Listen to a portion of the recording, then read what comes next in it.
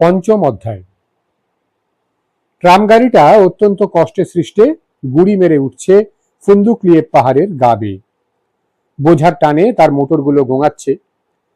Theatre বাড়ির সামনেটায় এসে গাড়িটা থামতেই তার ভেতর থেকে নেমে এলো একদল তরুণ তরুণী, আর সবাইকে তাগিদ দিল পানকাতব, চলো একটু তাড়াতাড়ি হাঁটা যাক, নইলে দেরি হয়ে যাবে আমাদের। থিয়েটারের প্রবেশ পথে অকুনেব তাকে ধরে ফেলল। এই একই ধরনের একটা সম্মেলনের ব্যাপারে 3 বছর আগে আমরা এখানে এসে জড়ো হয়েছিলাম, তোমার মনে আছে গেনকা? সেটা হয়েছিল যখন দুবাভা শ্রমিকদের বিরোধিতার কথা তুলেছিল। বিরাট সভা হয়েছিল সেবার। আজ রাত্রে আবার সেই ওর সঙ্গেই আমাদের বোঝাপড়া করতে হবে। প্রবেশপত্র দেখিয়ে তারা হল ঘরে ঢোকার পর পানকাতব তার কথার জবাবে বলল, এই একই জায়গায় ইতিহাসের পুনরাবৃত্তি হচ্ছে দেখছি। তাদের চুপ করিয়ে দিল সবাই শব্দ করে। সম্মেলনের সান্ধ্য অধিবেশন শুরু হয়ে গেছে। সামনেই যে চেয়ার পেল সেখানেই বসে পড়ল তারা দুজনে। বক্তৃতা মঞ্চের উপর দাঁড়িয়ে একজন তরুণী সভাকে উদ্দেশ্য করে বক্তৃতা দিচ্ছে। ঠিক মুহূর্তটিতে এসে গেছি আমরা। এবারে চুপ করে বসে শোনো তোমার গিন্নি কি বলছে, ফিসফিসিয়ে বলল পানকাতব অকুনেবের পাঁজরায় একটা খোঁচা মেরে। এই আলোচনায় আমরা যে অনেকখানি সময় আর উদ্যম ব্যয় করেছি সে কথা ঠিক, কিন্তু আমার মনে হয় এর থেকে আমরা সবাই শিখেওছি অনেক কিছু। আমাদের সংগঠনে ট্রটস্কি পন্থীদের যে হার হয়েছে এটা লক্ষ্য করে আজ আমরা সকলেই খুব আনন্দিত। তাদের বলতে দেওয়া হয়নি এ অভিযোগ তারা আনতে পারবে না, বরং নিজেদের মতামত প্রকাশ করার পূর্ণ সুযোগ তারা পেয়েছে। বাস্তবিক পক্ষে তাদের মত প্রকাশের যে স্বাধীনতা আমরা দিয়েছিলাম তারা সেটার অপব্যবহার করেছে এবং কতকগুলি ক্ষেত্রে অত্যন্ত স্থূলভাবে তারা পার্টি শৃঙ্খলা ভঙ্গ করেছে। উত্তেজিত হয়ে উঠেছে তালিয়া। বক্তৃতা দেবার সময় সে যেভাবে বারবার তার চোখের ওপর এসে পড়া একগোছা চুল পেছনে সরিয়ে দিচ্ছে তাই দেখেই তার উত্তেজনাটা বোঝা যায়। মফস্বলের বহু কমরেড এখানে বক্তৃতা দিয়েছে এবং তারা প্রত্যেকেই ট্রটস্কিপন্থীদের কাজকর্মের পদ্ধতি সম্পর্কে কিছু না কিছু বলেছে। এই সম্মেলনে বেশ কিছু সংখ্যক ট্রটস্কিপন্থী উপস্থিত আছে। মফস্বলের পার্টি সংগঠনগুলি তাদের ইচ্ছে করেই এখানে পাঠিয়েছে যাতে এই শহর পার্টি সম্মেলনে আর একবার তাদের বক্তব্য শুনবার সুযোগ আমরা পাই।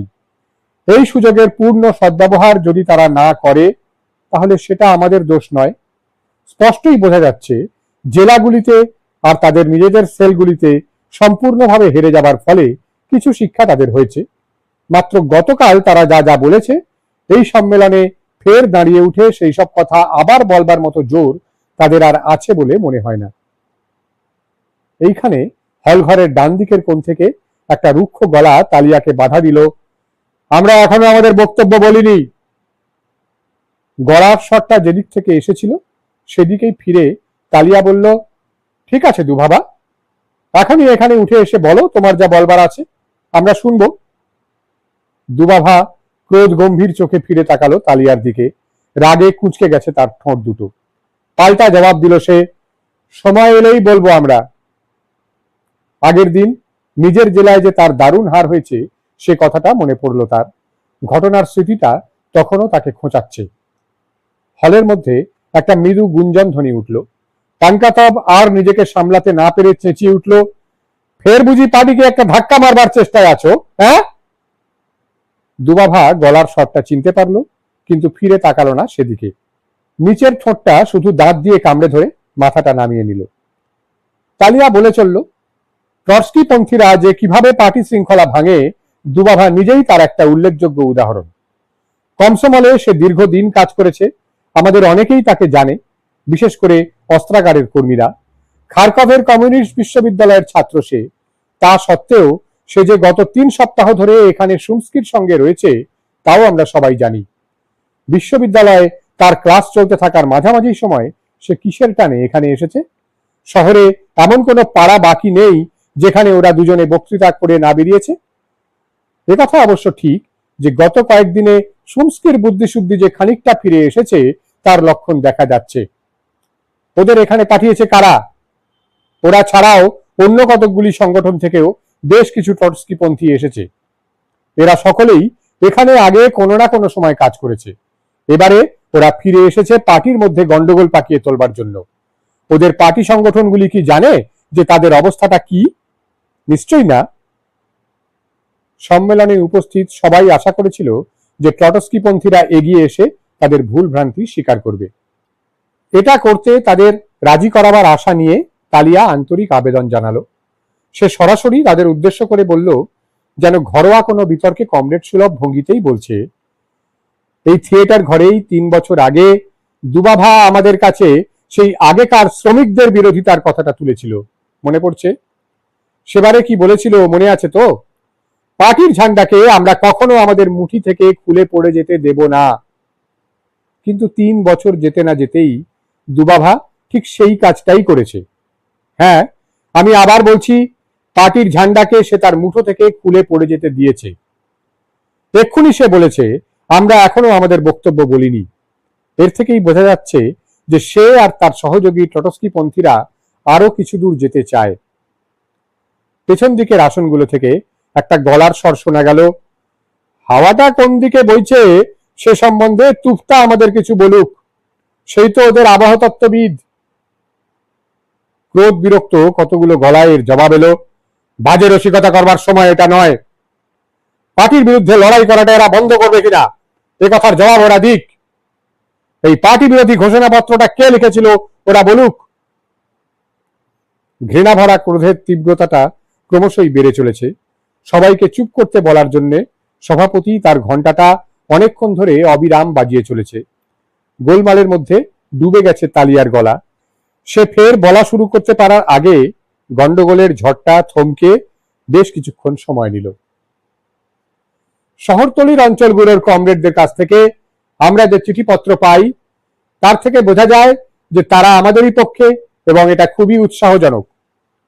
এইরকম একটা চিঠি যা আমাদের হাতে এসেছে তার থেকে খানিকটা পড়ে শোনাবার অনুমতি চাইছি। ওলগা ইউরেনেভনার কাছে থেকে এই চিঠিটা এসেছে। এখানকার অনেকেই তাকে চেনে। কমসোমলের একটা আঞ্চলিক কমিটির সাংগঠনিক বিভাগের ভারপ্রাপ্ত কর্মী সে। তালিয়া তার সামনের এক তারা কাগজের মধ্যে থেকে একটা কাগজ টেনে নিয়ে তার উপরে চোখ বুলিয়ে পড়া আরম্ভ করলো। প্রত্যক্ষ কাজগুলো সবই উপেক্ষা করা হয়েছে।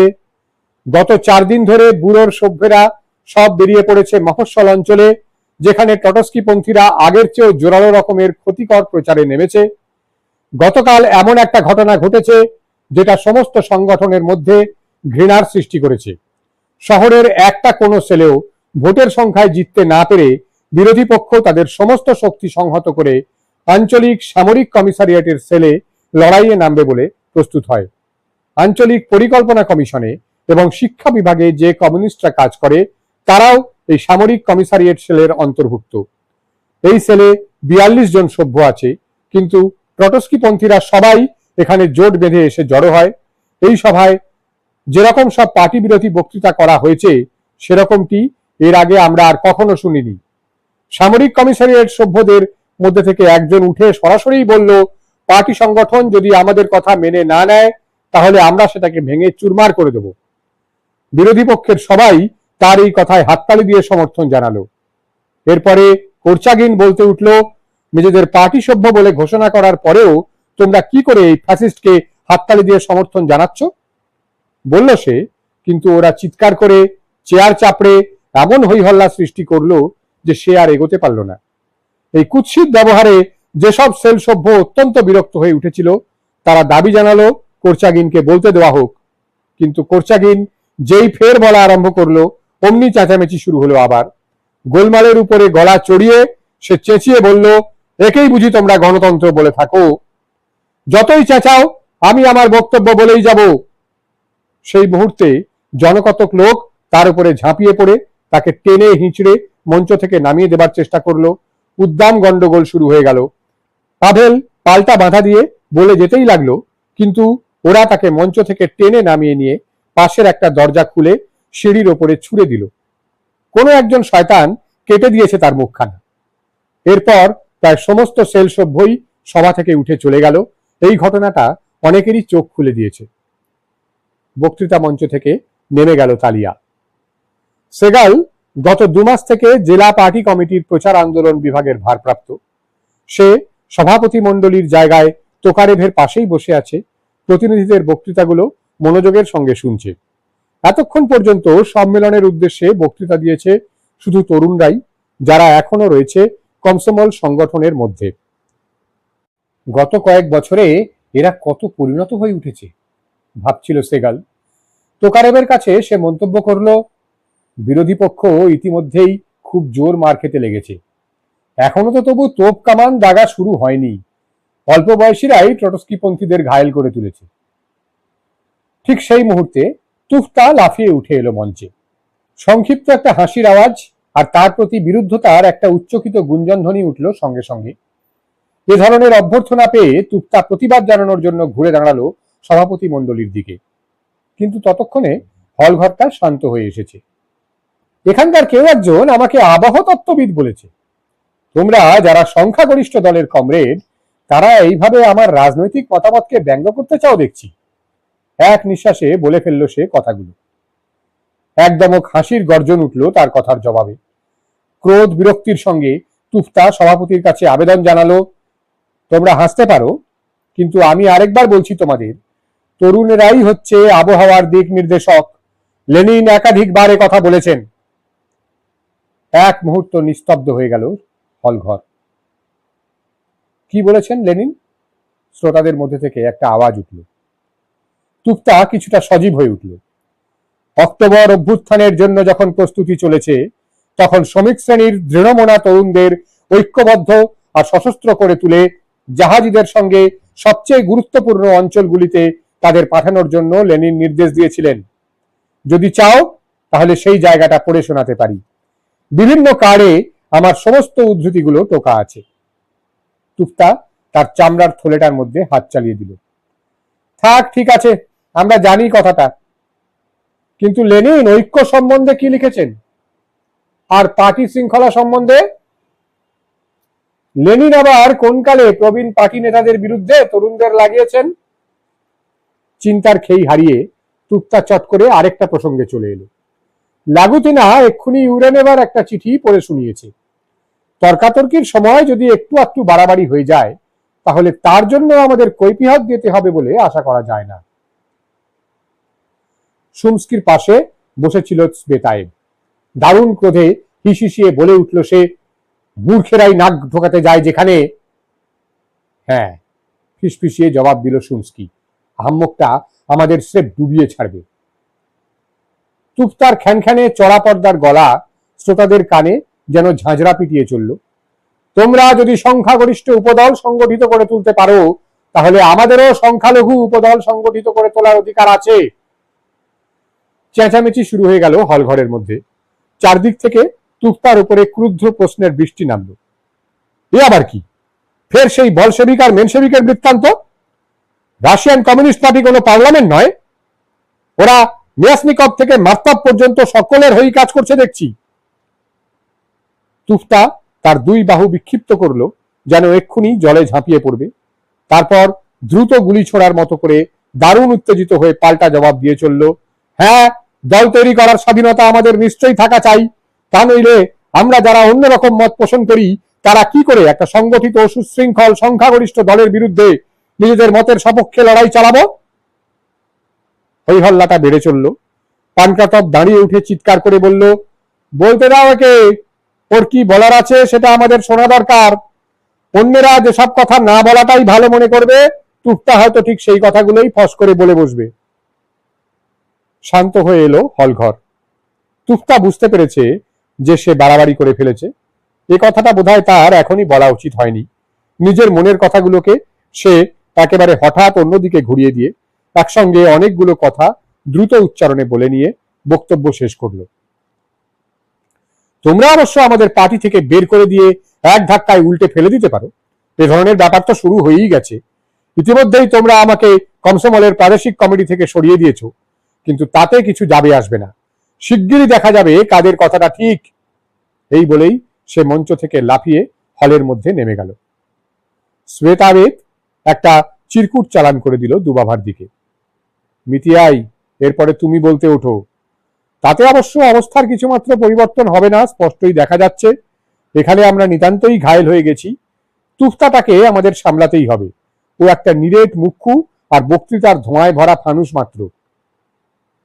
দুবাভা বলতে চেয়ে অনুরোধ জানালো এবং সঙ্গে সঙ্গে অনুমতি দেওয়া হলো।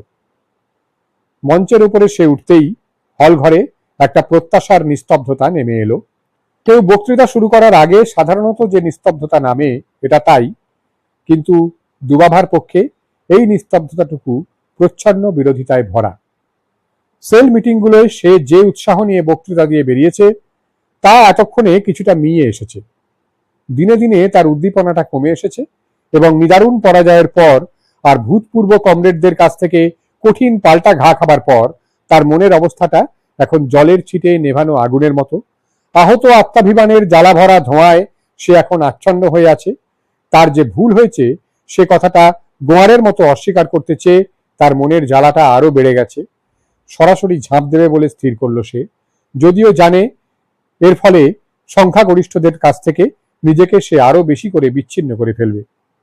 বলার সময় তার গলার আওয়াজটা শোনালো একঘেয়ে কিন্তু স্পষ্ট। দয়া করে আমাকে বলার সময় বাধা দিও না কিংবা প্রশ্ন তুলে তুলে জেরা করে বিরক্ত করো না। আমি আমাদের মতামতটা সম্পূর্ণ খোলসা করে বলে নিতে চাই, যদিও আগে থেকেই জানি যে তাতে কিছুমাত্র ফল হবে না, তোমরাই সংখ্যায় বেশি। শেষ পর্যন্ত যখন সে বলা শেষ করলো তখন অবস্থাটা দেখে মনে হয় যেন হল ঘরে বোমা ফেটে পড়েছে। ক্রুদ্ধ চিৎকারের একটা ঘূর্ণি ঘিরে ধরলো তাকে, চাবুকের মতো যেন সেগুলো কেটে বসছে তার গায়ে। ধিক্কার ধ্বনির ফাঁকে ফাঁকে তার উদ্দেশ্যে চিৎকার উঠল, পার্টির ঐক্যে যারা ভাঙন ধরাতে চায় তারা নিপাত যাক। খুব তো কাদা ছুড়লে হে। ব্যঙ্গের হাস্যরোলের মধ্যে দুবাভা এসে তার চেয়ারে বসলো। সেই হাসি তাকে একেবারে ধসিয়ে দিয়েছে। এরা যদি চেঁচামেচি করে তার উদ্দেশ্যে গাল পারত তাহলে সে খুশি হতো, কিন্তু তার বদলে তাকে এরা বিদ্রুপ করছে। তৃতীয় শ্রেণীর কোনো অভিনেতার কৃত্রিম সুরে আবৃত্তি করতে গিয়ে গলা ভেঙে গেলে দর্শকরা যেরকম বিদ্রুপ করে ওঠে। এবার শুমস্কি বলবে, ঘোষণা করলো সভাপতি। শুমস্কি উঠে দাঁড়ালো, আমি বলতে চাই না। এবার পেছনের সারি থেকে পানকাতভের গভীর খাদের গলা গমগম করে উঠল, আমি বলতে চাই। তার গলার স্বরটা শুনেই দুবাভা বুঝেছে যে পানকাতভ মনে মনে উত্তেজনায় টকবক করছে। যখনই সে মর্মান্তিক অপমানিত বোধ করে তখনই এই জাহাজের মাল খালাসিটির গভীর গলাটা এইরকম গমগম করে ওঠে। সামান্য একটু নুয়ে পড়া লম্বা মূর্তিটার দ্রুত পা ফেলে বক্তৃতা মঞ্চের দিকে এগিয়ে যাওয়াটা বিষণ্ণ গম্ভীর চোখে লক্ষ্য করতে করতে একটা অস্বস্তিতে ভরে উঠল দুবাভার মন। পানকাতভ কি বলবে তা সে জানে। আগের দিন সোলোমেনকায় তার পুরনো বন্ধুদের সঙ্গে সে যে আলোচনা বৈঠকে মিলিত হয়েছিল এবং তারা যে তাকে বিরোধী পক্ষের সঙ্গে সম্পর্ক ত্যাগ করার জন্য নানা রকম যুক্তি দেখিয়েছিল, সে ঘটনাটা তার মনে পড়ল। তোকারেভের ঘরে তারা জড়ো হয়েছিল। তার সঙ্গে ছিল শুমস্কি আর স্বেতায়েভ। পানকাতভ, ওকুনেভ, তালিয়া, ভলিনসেভ, জেলেনোভা, স্তারোভেরভ আর আর্তিকিউন উপস্থিত ছিল। ঐক্য পুনঃপ্রতিষ্ঠার এই চেষ্টায় একেবারেই কান দেয়নি দুবাভা। আলোচনার মাঝখানে স্বেতায়েভের সঙ্গে ঘর থেকে বেরিয়ে গিয়ে সে নিজের ভুলটাকে স্বীকার করার অনিচ্ছাটুকু আরো প্রকট করে তুলেছিল। শুমস্কি থেকে গিয়েছিল আর এখন সে বক্তৃতা দিতেই অস্বীকার করে বসল। মেরুদণ্ডহীন বুদ্ধিজীবী, নিশ্চয়ই ওরা ওকে নিজেদের দলে টেনে নিয়েছে, ভাবল দুবাভা জ্বালা ভরা ক্ষোভের সঙ্গে। এই দিশেহারা লড়াইয়ে সে একে একে তার সমস্ত বন্ধুদের হারাচ্ছে। বিশ্ববিদ্যালয়ে ঝাড়কির সঙ্গে তার বন্ধুত্বে ভাঙন ধরেছে। পার্টি ব্যুরোর একটা আলোচনা বৈঠকে ঝাড়কি 46 জনের ঘোষণাপত্রটার তীব্র নিন্দা করেছিল এবং এরপরে সংঘর্ষটা আরো তীব্র হয়ে ওঠার সঙ্গে সঙ্গে সে দুবাভার সঙ্গে কথা বলা বন্ধ করে দিয়েছে। এরপরে ঝাড়কি বার কয়েক আনার সঙ্গে দেখা করতে এসেছে। বছর খানেক হতে চলল আনা আর দুবাভার বিয়ে হয়েছে। ওরা আলাদা আলাদা ঘরে থাকে এবং আনা দুবাভার সঙ্গে একমত নয়। দুবাভার বিশ্বাস আনার সঙ্গে তার সম্পর্কের ইদানিং যে বনিবনার অভাব দেখা দিয়েছে সেটা ঝাড়কির ঘন ঘন যাতায়াতের ফলেই আরো বেড়ে গেছে। দুবাভা নিজের মনকে বিশেষ করে বুঝিয়েছে যে তার দিক থেকে এটা ঈর্ষা নয়, কিন্তু এই অবস্থায় ঝাড়কির সঙ্গে আনার বন্ধুত্বটা দুবাভার মনের মধ্যে একটা অন্তর্দাহের সৃষ্টি করেছে। আনার সঙ্গে সে এ সম্বন্ধে কথা বলেছিল এবং তার ফলে এমন একটা দৃশ্যের অবতারণা হয়েছিল যার মধ্যে দিয়ে তাদের সম্পর্কের উন্নতি ঘটেনি বিন্দুমাত্র। এই সম্মেলনে যোগ দেওয়ার জন্য রওনা হওয়ার আগে সে আনাকে বলেও আসেনি সে কোথায় যাচ্ছে। তার মনের দ্রুত চিন্তায় বাধা পড়ল পানকাতভের বক্তৃতায়। কমরেড, বক্তা একেবারে মঞ্চের ধার ঘেঁষে এসে দাঁড়াতেই কথাটার উচ্চকিত আওয়াজ কানে এলো। কমরেড, 9 দিন ধরে আমরা বিরোধী দলের বক্তৃতা শুনেছি এবং খুব খোলাখুলিভাবে আমাকে বলতেই হবে যে তারা যা বলেছে সেটা মোটেই সহযোগী যোদ্ধা হিসেবে, বিপ্লবী হিসেবে, শ্রেণী সংগ্রামে আমাদের কমরেড হিসেবে বলেনি। তাদের বক্তৃতাগুলো শত্রুতা, নিদারুণ বিদ্বেষ আর মিথ্যা কুৎসায় ভরা। হ্যাঁ কমরেড, কুৎসাই গেয়েছে তারা। আমাদের বলশেভিকদের ওরা এমনভাবে উপস্থিত করার চেষ্টা করেছে যেন আমরা পার্টির মধ্যে একটা জবরদস্তির রাজত্ব কায়েম করার পক্ষে, যেন আমরা এমন একদল লোক যারা শ্রেণী স্বার্থের প্রতি আর বিপ্লবের প্রতি বিশ্বাসঘাতকতা করেছি। রুশ কমিউনিস্ট পার্টিকে যারা গড়ে তুলেছে, জারের জেলখানায় যারা কষ্ট সয়েছে, কমরেড লেনিনকে পুরোভাগে নিয়ে যারা বিশ্ব মেনশেভিকবাদ আর ট্রটস্কিবাদের বিরুদ্ধে অক্লান্ত লড়াই চালিয়ে গেছে, আমাদের পার্টির সেই সবচেয়ে ভালো, সবচেয়ে বিশ্বাসভাজন আর সবচেয়ে পরীক্ষিত অংশটিকে, বলশেভিকদের গৌরব, সেই সব প্রবীণ আর অভিজ্ঞ পার্টি সভ্যদের এরা আমলাতান্ত্রিক হিসেবে চিহ্নিত করার চেষ্টা করেছে। শত্রু ছাড়া আর কেউ কি এ ধরনের কথা বলতে পারে? পার্টি এবং সেই পার্টির কাজকর্ম যারা পরিচালনা করে তারা কি সমগ্রভাবে এক নয়? তাহলে এত সব কথা কিসের জন্য জানতে চাই। যেসব লোক লাল ফৌজের তরুণ সৈন্যদের তাদের কমান্ডার, কমিশনার এবং ফৌজি সদর দপ্তরের বিরুদ্ধে উত্তেজিত করে তুলতে চায় এবং এমন একটা সময়ে যখন তাদের দলটিকে শত্রু সৈন্যরা ঘিরে ধরেছে, তাহলে সেই সব লোককে কি বলা উচিত আমাদের? এই সব ট্রটস্কিপন্থীদের মতে আমি যতক্ষণ একজন মিস্ত্রি হিসেবে আছি ততক্ষণ পর্যন্ত ঠিক আছি, কিন্তু কালই যদি আমি কোনো একটা পার্টি কমিটির সম্পাদক হই, অমনি আমি হয়ে দাঁড়ালাম আমলাতান্ত্রিক উপরওয়ালা আর গদি গরম করনেওয়ালা। কমরেড, এটা কি একটু আশ্চর্যের ব্যাপার নয় যে এই আমলাতন্ত্রের বিরুদ্ধে আর গণতন্ত্রের সপক্ষে যারা লড়াই করছে সেই বিরোধী পক্ষের মধ্যেই ধরা যাক তুক্তার মতো একজন লোক আছে যাকে সম্প্রতি আমলাতান্ত্রিক বলেই তার পদ থেকে অপসারিত করা হয়েছে, কিংবা স্লেতায়েভ যে কিনা সোলোমেনকার লোকেদের কাছে তার গণতন্ত্রের জন্য সুবিদিত, কিংবা আফানাসিয়েভ পোদলস্ক জেলার কাজকর্ম পরিচালনার ব্যাপারে স্বেচ্ছাচারিতার জন্য যাকে তার পদ থেকে প্রাদেশিক কমিটি 3 বার অপসারিত করেছিল। দেখা যাচ্ছে পার্টি যাদের শাস্তি দিয়েছে তারাই সকলে মিলে পার্টির বিরুদ্ধে লড়াই করার জন্য একজোট হয়েছে। প্রবীণ বলশেভিকরা আমাদের ট্রটস্কির বলশেভিকবাদ সম্বন্ধে বলুন। বলশেভিকদের বিরুদ্ধে ট্রটস্কির লড়াইয়ের ইতিহাস এবং এক শিবির থেকে আরেক শিবিরে তার অনবরত দল পরিবর্তনের কথাটা আমাদের তরুণের পক্ষে জেনে রাখা খুবই প্রয়োজনীয়। বিরোধী পক্ষের বিরুদ্ধে এই লড়াই আমাদের সাধারণ সভ্যদের ঐক্যবদ্ধ করে তুলেছে এবং মতাদর্শের দিক থেকে আমাদের তরুণদের শক্তিশালী করে তুলেছে। পেটি বুর্জোয়া ঝোঁকগুলির বিরুদ্ধে লড়াইয়ের মধ্যে দিয়ে বলশেভিক পার্টি আর কমসমল পোড় খেয়ে খেয়ে ইস্পাতের মতো শক্ত হয়ে উঠেছে। বিরোধী পক্ষের হিস্ট্রিয়াগ্রস্ত আক্রমণ সৃষ্টিকারীরা ভবিষ্যৎবাণী করছে যে আমাদের অর্থনৈতিক এবং রাজনৈতিক ভিত সম্পূর্ণভাবে ধসে পড়বে। এইসব ভবিষ্যৎবাণীর মূল্য কতটুকু তা আগামী দিনই প্রমাণ করবে। এরা দাবি তুলেছে যে তোকারেভ বা এইরকম প্রবীণ বলশেভিকদের পেছনের সারিতে হটিয়ে দিয়ে আমাদের সেই জায়গায় এনে বসাতে হবে দুবাভার মতো কোনো সুবিধাবাদীকে, যে কিনা যখন যেদিকে হাওয়া বয় সেদিকেই পাল তুলে দেয় এবং যে লোকটা পার্টির বিরুদ্ধে লড়াই করাটাকে একটা মস্ত বড় বীরত্বের কাজ বলে মনে করে। না কমরেড, এতে আমরা রাজি হতে পারি না। প্রবীণ বলশেভিকদের জায়গায় নতুন নতুন লোক আসবে ঠিকই, কিন্তু যখনই আমরা কোনো একটা বাধার বিরুদ্ধে লড়ছি ঠিক সেই সময়ই এসে যারা তীব্রভাবে পার্টিকে আক্রমণ করে সেই সব লোককে আমরা তাদের জায়গায় এনে বসাতে পারি না। আমাদের এই মহান পার্টির ঐক্যে ভাঙন ধরতে দেব না আমরা। প্রবীণ আর তরুণ পার্টি কর্মীরা কখনো বিচ্ছিন্ন হবে না। লেনিনের পতাকার নিচে দাঁড়িয়ে পেটি বুর্জোয়া প্রবণতাগুলির বিরুদ্ধে নির্মম সংগ্রামের মধ্যে দিয়ে আমরা বিজয়ের পথে এগিয়ে যাব। সমর্থন সূচক উল্লাসের বজ্রনীনাদের মধ্যে মঞ্চ থেকে নেমে গেল পানক্রাতভ। পরের দিন 10 জন লোকের একটা দল তুফতার ঘরে এসে জড়ো হলো। সুমস্কি আর আমি আজ খারকবে রওনা হচ্ছি, বলল দুবাভা। এখানে আমাদের আর কিছু করার নেই, তোমাদের এক কাট্টা হয়ে থাকার চেষ্টা করতেই হবে। এখন আমরা শুধু অপেক্ষা করে থেকে দেখে যেতে পারি কি ঘটে ব্যাপারখানা। স্পষ্টই বোঝা যাচ্ছে সারা রুশ সম্মেলনে আমাদের নিন্দা করে প্রস্তাব নেওয়া হবে, কিন্তু আমার কেন যেন মনে হচ্ছে এত শিগগির আমাদের বিরুদ্ধে কোনো দমনমূলক ব্যবস্থা গ্রহণ করা হবে না বলেই আশা করা যায়। সম্মেলনের অধিকাংশ প্রতিনিধি আমাদের আরেকটা সুযোগ দেবার সিদ্ধান্ত নিয়েছে।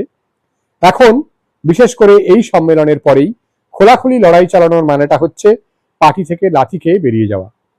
এটা ঠিক আমাদের পরিকল্পনার অন্তর্ভুক্ত নয়। ভবিষ্যতে কি হবে না হবে এখন বলা কঠিন।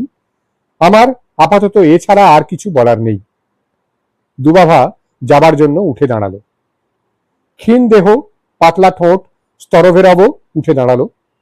আমি তোমার কথা কিছু বুঝলাম না মিতিয়াই, বলল সে। কথার মধ্যে র গুলোকে সে উচ্চারণ করছে আর একটু তোতলাচ্ছে। তার মানে এই সম্মেলনের সিদ্ধান্ত মেনে চলার ব্যাপারে আমাদের কোনো বাধ্যবাধকতা নেই? শ্বেতায়েব আকস্মিকভাবে তার কথায় বাধা দিয়ে বলল, দস্তুর অনুযায়ী আছে, না মেনে চললে তোমাকে পার্টি কার্ডখানি হারাতে হবে। কিন্তু আমরা এখন অপেক্ষা করে থেকে দেখে যাব হাওয়াটা বইছে কোন দিকে, এবং ইতিমধ্যে আমরা আলাদা আলাদা হয়ে যাব। তুফতা অস্বস্তির সঙ্গে নড়ে চড়ে বসলো তার চেয়ারে। বিবর্ণ মুখে দমে যাওয়া মন নিয়ে জানলাটার পাশে বসে নখ কামড়াতে লাগলো সুমস্কি। তার চোখের কোণে কালি পড়েছে। শ্বেতায়েবের এই কথায় সে তার এই বিষণ্ণ কর্মব্যস্ততা ছেড়ে সভার দিকে ফিরে বসল। আমি এই ধরনের কৌশল খাটানোর বিরুদ্ধে, হঠাৎ ক্রোধে বলে উঠল সে। ব্যক্তিগতভাবে আমি মনে করি যে সম্মেলনের সিদ্ধান্ত মানতে আমরা বাধ্য। আমাদের মতবাদের পক্ষে আমরা লড়েছি, কিন্তু এখন অধিকাংশ ভোটে যে সিদ্ধান্ত নেওয়া হয়েছে তা মেনে নিতেই হবে আমাদের। স্তরবেরভ তার দিকে সমর্থন সূচক চাউনিতে তাকালো। আমিও ঠিক এই কথাটাই বলতে যাচ্ছিলাম, জড়িয়ে জড়িয়ে বলল সে। দুবাভা স্থির দৃষ্টিতে সুমস্কির দিকে তাকিয়ে নাক সিঁটকে বলল, কেউ তোমাকে কিচ্ছু করতে বলছে না। প্রাদেশিক সম্মেলনে গিয়ে অনুতাপ প্রকাশ করার সুযোগ তোমার এখনো আছে। লাফিয়ে উঠল সুমস্কি। তোমার বলার ভঙ্গিটায় আমি তীব্র আপত্তি জানাচ্ছি দমিত্রি। আর খোলাখুলি বলতে গেলে তোমার বক্তব্যটা আমার কাছে অত্যন্ত কদর্য বলে মনে হচ্ছে, এবং তোমার ওই কথায় আমি আমার অবস্থাটা পুনর্বিবেচনা করে দেখতে বাধ্য হচ্ছি। দুবাভা হাত নেড়ে তাকে থামিয়ে দিল। তুমি ঠিক এইটাই করবে বলে আমি ভাবছিলাম। ছুটে যাও, বেশি দেরি হবার আগেই আফসোস জানাও গিয়ে। কথাটা বলেই দুবাভা তুফতা আর অন্যদের সঙ্গে করমর্দন করে বেরিয়ে গেল। সুমস্কি আর স্তরভেরভও একটু পরেই চলে গেল।